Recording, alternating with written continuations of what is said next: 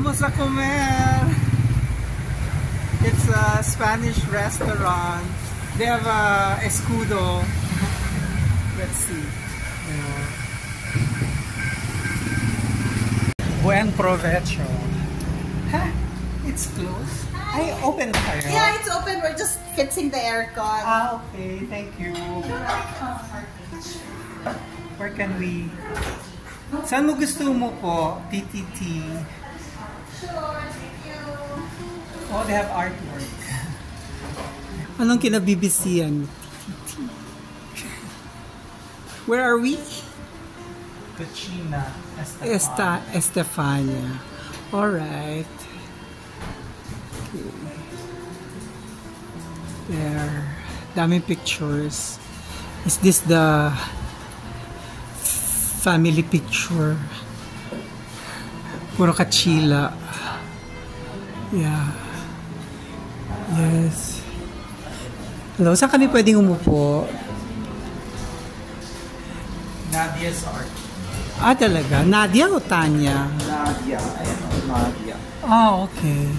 Okay, pareho sila ni Renaissance Woman ng ng school na pinuntahan. Parang YouTube siya. Yan. So, ito ang pinunta natin. Ito walang pirma. So, where can we Specialty. Pag yung specialty, baka mahal yung specialty. Dito na lang siguro, ano ba? Para hindi tayo maka-istorbo. Dito na lang tayo. Oo, okay lang. Yes. Dalawa lang kami, so we can clear that one. Okay. Thank you. Masaya ka? Yes. Tagasa? Mas bati po. Ha? Bisaya ba doon? Halo po. Halo. Akala ko taga-Negros ka. Kasi taga-Negros.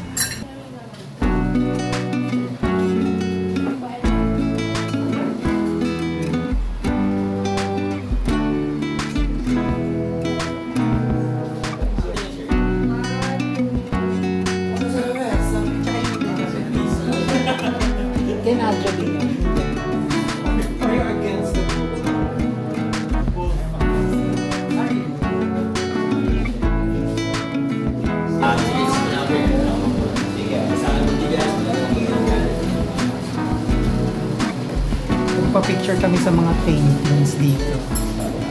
Apparently, ibang paintings kay Nadia Montenegro. So, we ordered 2 Spanish main dishes. Si TTT specifically ordered callos a la madrileña.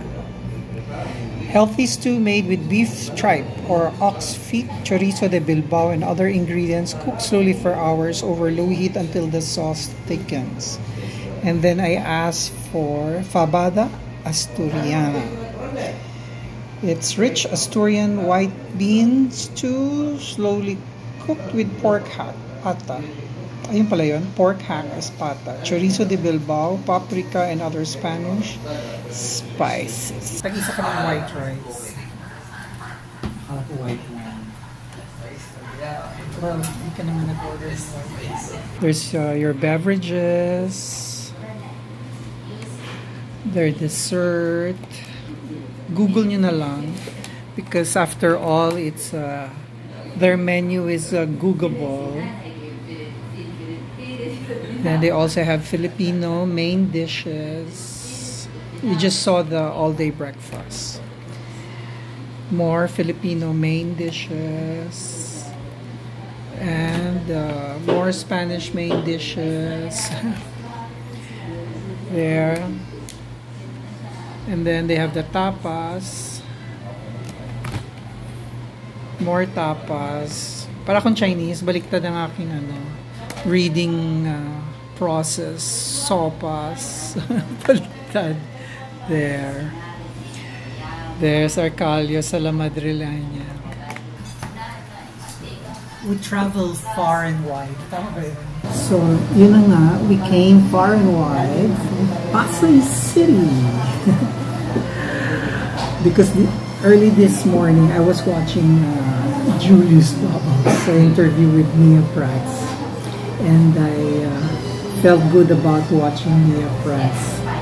She exuded good vibe. This is not the first time na I've seen this featured kasi napanood ko na yung first interview with the owner, Tanya Montenegro. But when I saw Mia Prats this morning, I felt so good about it. Sabi ko sa kanya, we have to travel to Parañaque. So we rode bus from Pasay Taf in Buendia. We paid 20 pesos each until PTEX. Then from PTEX, we rode the white shuttle buses. How much was it? 25 pesos per person. Yeah. And then we got off dyan sa Lopez Drive and took the blue tricycle, and that was 20 pesos per person. And voila.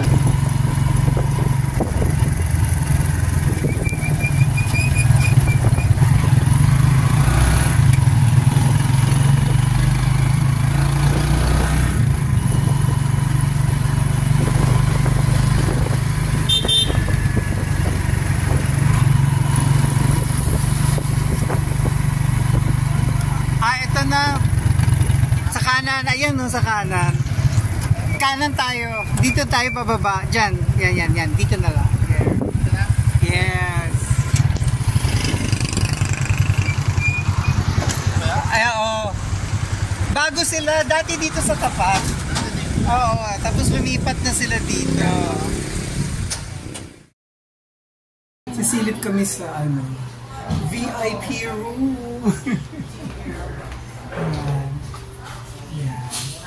Sabi ko sabi ni what's your name ulit, Jen? Yes. Oo, pwede daw natin silipin yung kanilang VIP room. And sabi ko kay Titi, na-print sila nung favorite painting niya, Las Meninas. My favorite Spanish painting. Yeah, and he was suggesting this to be named for a restaurant or a hotel. The restaurant. The restaurant. Las Okay. Meninas. Yeah, pero disapprove. Yun. And ito, there's another painting. Nagkukuha kami ng mga paintings ni Nadia Montenegro. There's another one. Yun. This one. Yan. Yun. Dyan na. The food is The there. food is there. Okay. We can check this later. Wow! Ayan na ating food. Calios. That is Calios. Okay. And yung fabada po. Ano yan? Fabada po. Fabada. Ano ba ibig sabihin ng fabada? Beans po siya with pork po. White beans and pork. Okay. Lechuelas. Lechuelas, Spanish diba? style, diba? Yes. And can I have Coke? Pepsi lang. So those are our orders. Oh my God! Kumukulo pa. Vamos sa kubo. Ang init.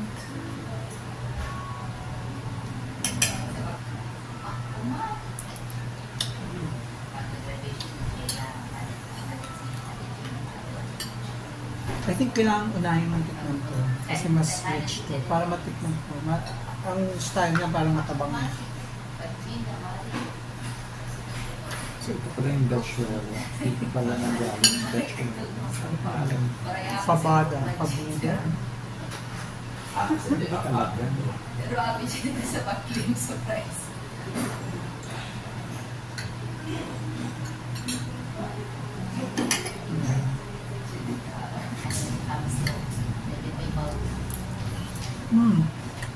I like. Pero hindi rin Lechuela. Iba ang templada.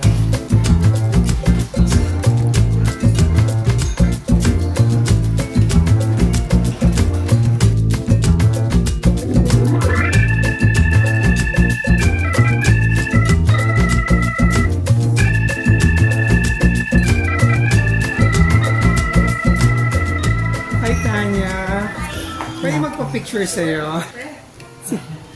Your girls will take our photo. Saan ba maganda dito sa Spanish something?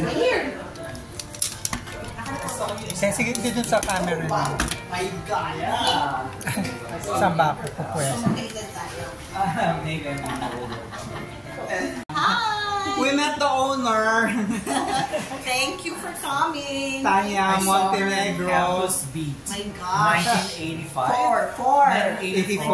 Yes. Yes. Thank you for coming. We love You the, love the food. the fabada. Oh, the Fabada Fabada. was great. Yes. Yes. Strangely, we were thinking, kasi medyo mura, so let's just the beans. But turns out, I liked it. Medyo smoky siya, Yes. no? Yes. Because Sadya I use, yun. Yeah. Because I use smoked paprika for that. Ah, okay. Para magkaroon ng smoky taste. Ano mo na yun? Signature mo na yun? Ah, okay. Kasi we were, Wikipedia yung the fabada. Yes. Ano yun, I use smoked paprika for the smoky taste para maiba naman. I like that. Yes. I love it. Yes. Thank you. Sige. Thank you. Thank you so much. Thank you, Dan. Thank you. I hope to see you again. Yes, yes, Yes, yes. thank you. Maybe when you open in Makati or... Oh my gosh. Are you? Actually, ano pa lang daw, ang offer ko na I'm looking at is Tagaytay pa muna. sa bagay, mga tourist destination. Yeah, Tagaytay. Kasi you've become culinary tourist destination. So Tagaytay, and then we'll see if I can do Makati or QC. We'll see. Either or. But I think the Tagaytay is, Tagaytay. You'll Sila yung fly. very, sila yung very persistent. So maybe I'll do that. Saka they gave it together very, very good price. Talaga, to attract you talaga. Sobrang good price. Ah, So, talaga. ang hirap hintian. Wow. Go for it. We'll be there. Tumaya yung balahibo ko. So I think it's a good sign. Yeah. Sige po. Bye-bye. Adios. Bye. Thank